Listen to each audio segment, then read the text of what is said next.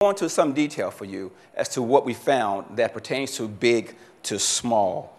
I assume that most folks in here are in small businesses. That may not be the case, but I believe it is. Therefore, we will focus on and isolate that. So I want to go now to why is strategic partnerships important? Why did George Fraser fly me here to talk to you about strategic partnerships? And I'm so glad you asked the question. I have an answer for you. Number one, a little quiz. What city is that? If I were to ask you, and don't be afraid to be wrong. It's okay to be wrong. I'm wrong every day. Take a guess. I hear Hong Kong. I hear Shanghai. Anybody else? Okay.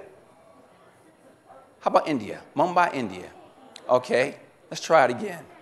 What city is this? I hear Shanghai. And my sister here is not afraid. She's not afraid. I like that, sister. Good guess. Singapore. Okay. Good answers. How about that one? San Diego. Let's try it again. Let's keep going. What city is that, folks? I hear people always say Chicago. They always say Chicago. New York, Pittsburgh, Atlanta. Okay. How about this? Dubai. Huh? Let's keep going. What city is that? Miami, Brooklyn. Shenzhen, China. Good answer. Okay. How about this?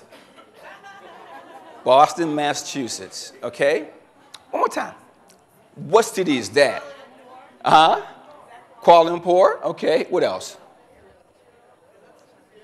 It looks Chinese, you said? Oh. Okay. Shanghai, China. All right. Shanghai, China. Amen. Okay. How about that city? There you go, brother. There you go, brother. There you go, brother. Somebody got one right. Somebody got one right. Here you go, brother. Who got it right? Come on, get it, brother. I'm from Philly. Oh, you from Philly? Oh, he cheated. So the point is, you couldn't tell, could you? No. Why? Because we are in a global economy. We truly are. See, years ago, when I was younger, they would talk about it, the global economy. But guess what? Now it's real. How many of you here have children who are teenagers? Most of you do. Do you know that they are the first generation, I'm submitting to you, the first generation that will truly be in a global economy? They're not only competing with kids from across the street, but from China and from India and Latin America and soon to be Africa. Global economy. If you are a small business, you must think globally. If you are thinking globally, you must do that through partnerships. You cannot do it by yourself. Here's the other reason. Wealth. Wealth. Who here wants to be wealthy? Excuse me. So I hope every hand should have gone up. Wealth. Every hand didn't, though. In my second book, I give a definition of wealth. I say wealth equals M times T times I divided by R. And you can see what that means. M, what's M? Material resources. Land, labor, capital, right? What's T? Technology. Got to have it. Got to have it. What's the I? Intelligence and knowledge. See, that's why these kind of conferences are so critical, because they bring together great minds in our community so we can share knowledge and expand our intelligence. And what's the R in the equation, folks? Come on, talk to me. Resistance. Why is that in my equation? And this is my second book. Come on, talk to me. Okay, the biggest thing that stops you, what else, folks? That's true, brother. What else? Apathy? Okay. What about competition? Sir?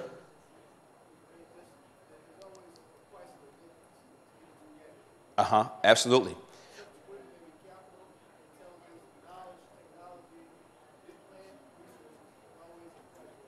Absolutely. There will always be, my friends, resistance. Why? Because people who have wealth do not want you to have wealth. That's the American way. It's called competition. If I have the wealth in a society based upon capitalism, I do not want somebody else to have the wealth. Therefore, R has to be a part of the equation. Now, my question is this. How many of you here have all the M, all the T, all the I that you need to be successful? Raise your hands. Most of us don't. Again, a reason for partnering. There are people here in this conference who have some of the M, some of the T, some of the I that we all need to build businesses and build wealth. Second reason why partnering is so very important. Third reason, I talk about the future, the future. What I have here is what's called in business school, these are called S-curves. For all you B-school folks who are in the audience, you know what that means, S-curves.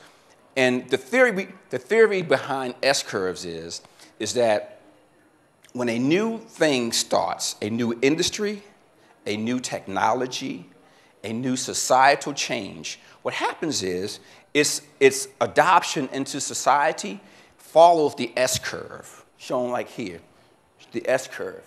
So what it means is you have time and growth rate.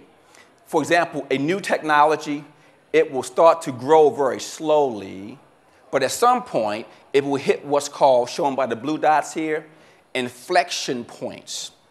Inflection points. They are important because beyond the inflection point, the growth curve becomes exponential. That means it grows almost like this.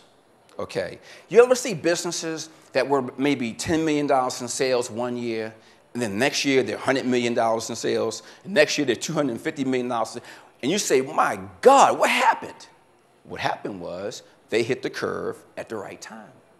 If you had a choice, where would you want to be on this curve? Let's say this is a technology curve, a new technology, okay, biotechnology, for example, just came out, just hit the market. Where would you want to be on the curve? Would you want to be before the blue dot, between the blue dots, or after the second blue dot, inflection point? Just before the first one, right? Right. Why? Ride that curve. Amen, brother. Ride that curve. That's how we build wealth. Building wealth, my friends, requires that we make an effort at least to predict the future. To predict the future. Why? Because we know that he or she that can predict the future has a higher probability of creating wealth and mastering that wealth. See, the problem we have as a people is that oftentimes the opportunity has come and gone before we know about it. It's come and gone, and we say, wow, what happened? Okay? We've got to be future-thinking people to try to predict the future. 4 years ago, I went through this personally in my IT business. 4 years ago, I made a decision to invest heavily in wireless technology. I spent a lot of my money trying to do that. But I was betting. I was betting on the future. Because the market always